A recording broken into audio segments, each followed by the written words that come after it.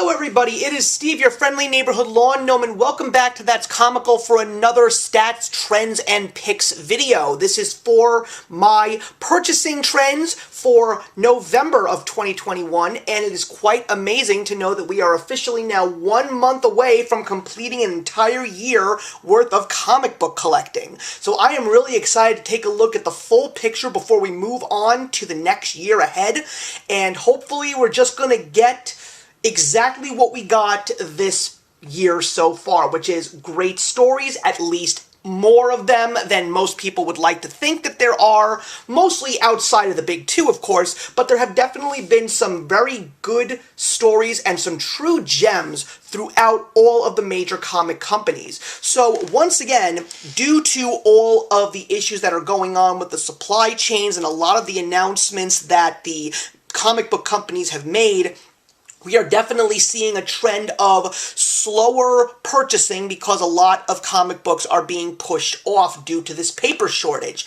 And once again, a month that was supposed to look pretty gargantuan and ended up getting like a quarter sliced away from it. I think I was anticipating close to 60 comic books in November, and in the end I ended up just getting 40 comic books. But I think that one of the interesting things that I spotted this time around in November, if you take a look at the numbers for November, we see the big gun running away from everybody else is DC Comics, with 12 comics in all. And the reason why this is happening is something that I've been saying to a lot of people, and I have been posting these specific comments up on our Twitter, is the fact that DC, while their ongoing series may be causing a little bit of controversy and a little bit of mixed feelings amongst readers, one of the things that DC has been excelling at is their mini and maxi series. Everyone right now is reading the DC Black Label Nice House on the Lake. We also got some other great mini-series like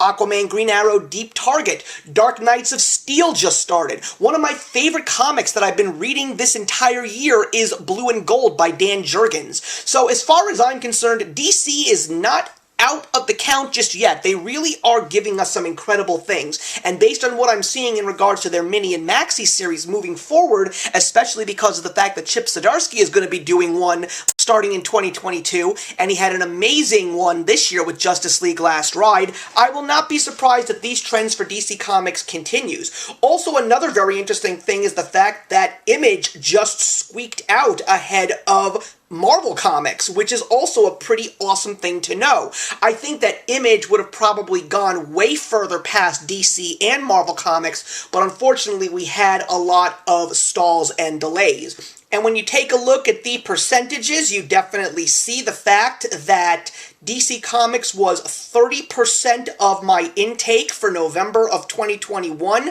and Marvel was just less than a quarter, as well as Image Comics, so that is pretty awesome. Unfortunately, Boom Studios and Aftershock Comics really took a little bit of a dip, but I will want to make this clear that everything that I am picking up that is by Aftershock, and yes, even Boom Studios as well, have all been incredible reads, except for me, unfortunately, I was not really keen on the House of Slaughter, but then again, I wasn't really a big fan of Something is Killing the Children. But I am anticipating more great things from both of these companies. And finally, when we take a look at the purchasing statistics from the graph, it is quite incredible to see the blue line, which is DC Comics, on the top of everybody else. And just last month, Marvel, DC, and Image were pretty much neck and neck, which was absolutely crazy, but now it looks like DC has run ahead of the pack. But is this what's going to happen with the last month of the year for 2021? My guess is going to be no. But what I am anticipating is a massive reading month, provided that things do not get pushed back or stalled. Unfortunately, that is already happening, to the point that I actually had to push off one of my predictions for my favorite read of the week for December, but we'll get into that in just a couple of seconds. So that's what's going on with the statistics. Let's see how I came out of November, and let's see if I got any of my top weekly read predictions correct. So we're going to start with the first week of November 2021, and yes, I was correct. I knew that it was going to be the Silver Coin, and of course, because of the fact that it was a continuing of a miniseries, now it is a proud ongoing series from Image Comics, and we got issue number 6, which was written by the great Joshua Williamson. Joshua Williamson is definitely someone that I truly love. He is a fantastic writer. I've been a fan of his ever since I started reading his Flash Rebirth run. And a lot of people are excited about the fact that he is going to be writing a little bit of Batman very, very soon, but because it's only going to be a few issues, I'm not going to get on that ball. But he is so busy right now writing for DC in regards to their core Infinite Frontier series, and he's about to start writing Justice League Incarnate, which is eventually most likely going to lead to a Crisis story in 2022. So the fact that he had the time to make this little story for Silver Coin number 6 was awesome. I highly recommend the Silver Coin. If you can get the trade paperback of the first 5 issues as the miniseries, you will definitely have a great time, and I'm very excited for the next month's issue because it is going to be written by Ram V.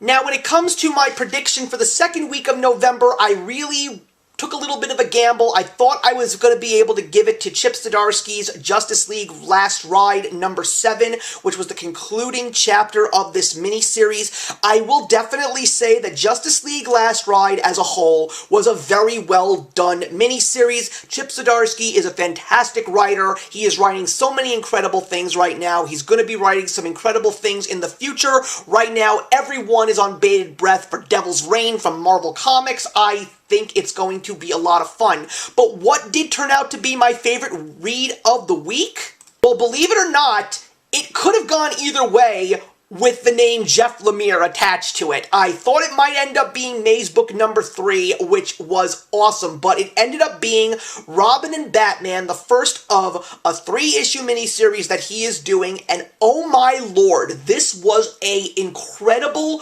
read going into some new additions to the origin story of Robin. And that is what I thought was so incredible about the story. We even get a little insight as to why his costume had the colors that it has had for all these years. I thought it was a very human story, a very interesting story looking through the eyes of a very young Dick Grayson. And let me just say, along with the fantastic art, I am really excited to see how the next chapter of this story is going to happen in this month of December, and I'm really excited to see this conclusion at the end of January. So yeah, Robin and Batman, great start to a hopefully incredible miniseries. For the third week of November, I thought that I was going to be giving it to James Tynion IV's The Nice House on the Lake, Book 6, before it officially went on its 3-month hiatus until March of 2022.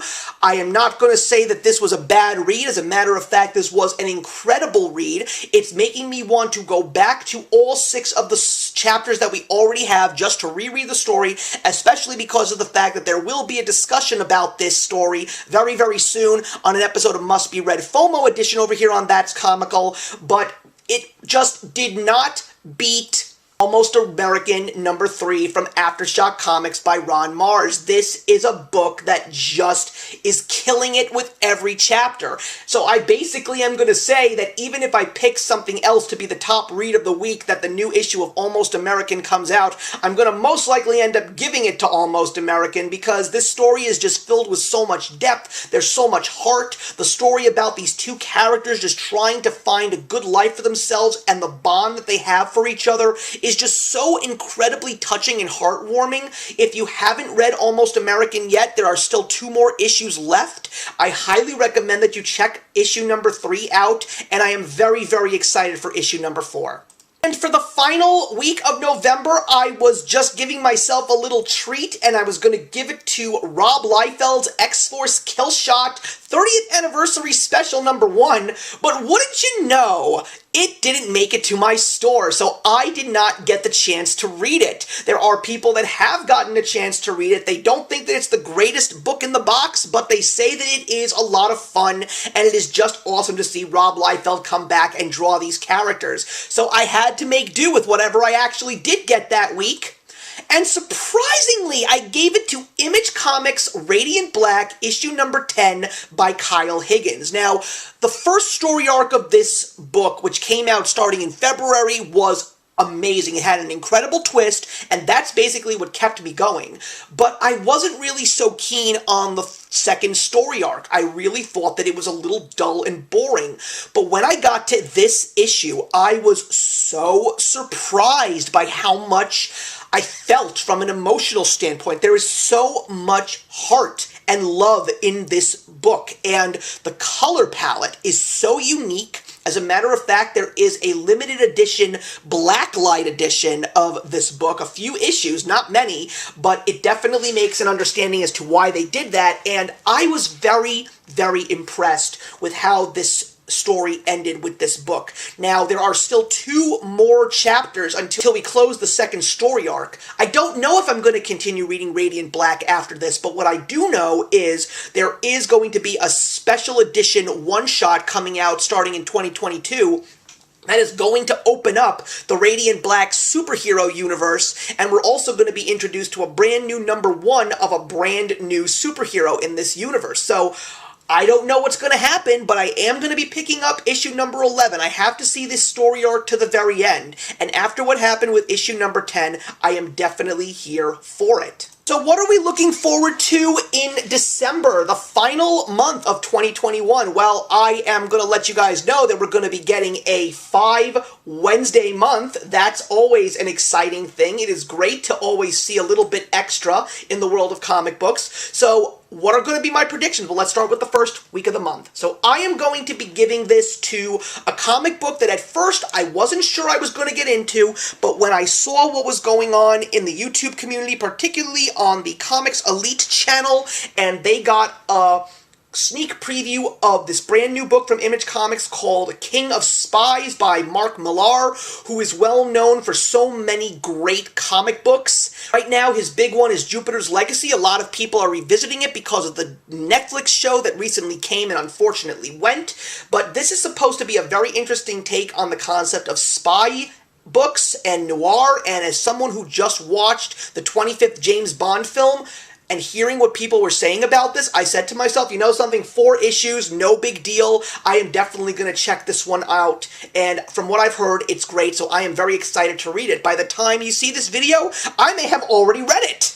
The second week of December, there are so many other books that are coming out that week that, I mean, for all I know, I will end up giving it to Almost American number 4. I could probably end up giving it to Knighted number 2, maybe Devil's Reign number 1, or maybe Stillwater number 12, or Basilisk number 5. So many great books are coming out in the second week of December, but one of the books that has gotten me very excited is a new limited series from DC Comics, written by one of my favorite writers, Robert Venditti. And right now, Robert Venditti is writing one of the most popular miniseries in DC right now, even though I'm not reading it. It's Superman 78. A lot of people are going crazy for that book, and I'm glad that they are, but I am excited for World of Krypton. This is the story that takes place before Kal-El is born. I am very excited to see stories told about the rest of his family before Krypton's destruction. And one of the few things that I will say about Robert Venditti is you want someone who really brings the emotion and the heart. After reading his Hawkman series, I am so excited for World of Krypton. But will it end up being the best read, especially with what's coming out that week? I have no idea, but I'm going to give it to this one because I am so excited to read a brand new Robert Venditti story. For the third week of December, I am going to be giving it to Jeff Lemire's Robin and Batman number 2, just because of the fact that I thought that the first issue was incredible, and we are getting some awesome books that week along with it, including Maze Book 4 and Primordial 4, which are also written by Jeff Lemire. We're even getting Berserker number 6, so lots of interesting books coming out. And I don't know. I have a feeling that Jeff Lemire is going to take the win for this week, I guarantee you. But the real question is going to be which book of his is going to take this top spot. And based on how I felt after I read Robin and Batman number 1, I have a feeling this one will end up being the top. But we'll see.